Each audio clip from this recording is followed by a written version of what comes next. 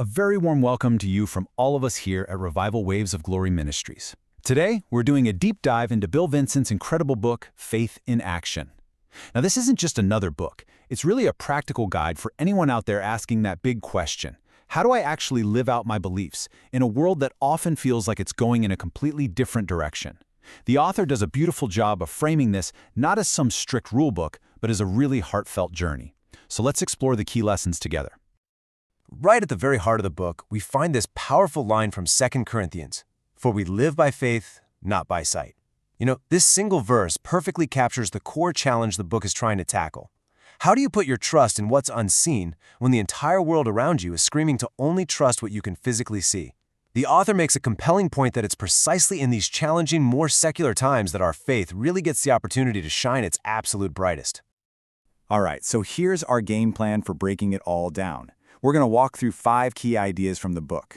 First, we'll dig into the modern challenge to faith. Then, we'll get super practical with how to put faith into action in our daily lives. After that, we'll explore how to find real strength when we're going through hardship, how to live our faith out loud in our communities, and finally, we'll talk about the lasting legacy we can all leave behind. Sound good? Let's jump right in. Okay, first up, the challenge of faith. Right out of the gate, the book taps into a feeling that so many of us can relate to, that living out our beliefs today can sometimes feel like, as the author puts it, walking through a storm. Our values can just feel totally at odds with the world's perspective. But here's the twist. Instead of seeing this as a negative thing, the book completely reframes it as a powerful opportunity for our faith to become even more authentic, even more visible. And to really bring this to life, we're introduced to a woman named Sarah. She's a mom of 2, she's got a high-pressure corporate job. Sound familiar? Her story isn't about some grand, dramatic gesture. Nope. It's all about the small, intentional ways she weaves her faith into a schedule that is just packed. And this is what the book does so brilliantly. It gives us a relatable story to show a principle in action, and then it breaks down the practical lessons that we can all take away and apply. So what can we actually learn from Sarah's story? The book pulls out 3 key practices. First, start your day with prayer. And it doesn't have to be some long, drawn-out thing. It's about setting an intentional, positive tone for the day. Second, find small ways to witness. Now, what's really interesting here is that this isn't about getting on a soapbox. It's about integrity and kindness. The book tells this great story about a time when a huge project of Sarah's completely imploded. Instead of lashing out, her calm, graceful response actually made her colleagues genuinely curious about where she got her sense of peace. And third, stay grounded in Scripture. This is your anchor, right? The source of truth you hold on to when life just feels chaotic. These small, consistent actions, they're the real foundation of faith in action. Okay, so let's see how this foundation builds into our daily life. This next section of the book gets really specific, and it focuses on the 2 places we probably spend most of our time, at work and at home. The big question is, how do we translate those foundational principles into these very, very different environments? When it comes to the workplace, the entire discussion is framed by this game-changing verse from Colossians. Think about this for a second. This creates a huge perspective shift. What if your job wasn't just for a paycheck or for your boss? What if it was actually an act of worship, a platform to live out your values for a much higher purpose? That changes literally everything about how you show up on a Monday morning. And again, to make it real, we get another powerful story. This time it's John, a seasoned accountant who's known for his integrity.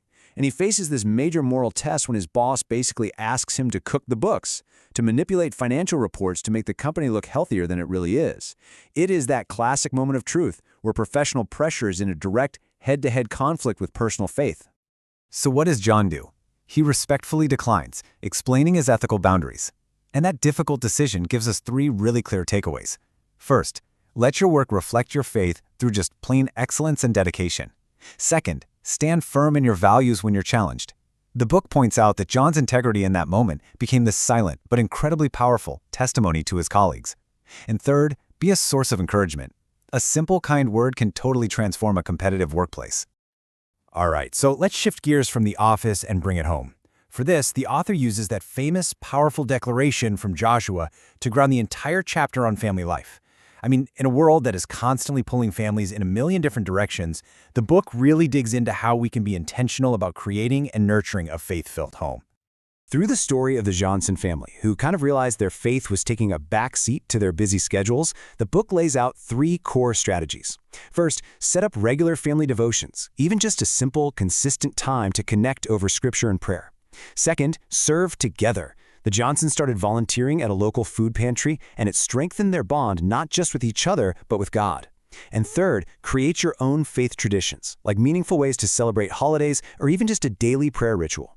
The big takeaway is that building a faith-filled home requires real intention. And as we think about building that kind of strong foundation, if this is resonating with you and you want to explore more resources, I really do encourage you to visit revivalwavesofgloryministries.com. Next, the book moves into what I think is one of its most important sections, faith through hardship. Because let's be real, life isn't always smooth sailing. We all face doubt, uncertainty, and adversity. The author makes it so clear that these struggles aren't a sign of weak faith. They're actually a natural, expected part of the journey. And this section is all about how we navigate those difficult seasons. This scripture from Proverbs just sets the stage perfectly. It's a call to trust in a wisdom that's so much greater than our own, especially in those moments when our own understanding completely fails us, which, let's face it, is pretty often during times of trial. The book uses this verse as the bedrock for how to approach life's storms. So, the book offers a really practical 5-part framework for adversity, which we see through stories of people facing real tragedy and illness. The key is to lean on God's promises and, this is crucial, to seek community support. The book really stresses this. Don't isolate yourself. By praying honestly, staying rooted in Scripture, and even trying to practice gratitude in the middle of the pain, you can find what the author calls a steady anchor in the storms of life. This is a real, practical guide for when our faith is being tested the most. So from those very internal struggles of hardship, the book beautifully shifts its focus outward, to faith within community. It makes this compelling argument that our faith was never meant to be just a private, personal belief. It's actually designed to be lived out loud in our relationships and through active service to other people. And this verse from Matthew is the key that unlocks it all. It says our actions, our good deeds, are how our faith actually becomes visible to the world. They are our witness. So the question then becomes, how do we make that a tangible reality in our lives, and not just some nice idea we talk about?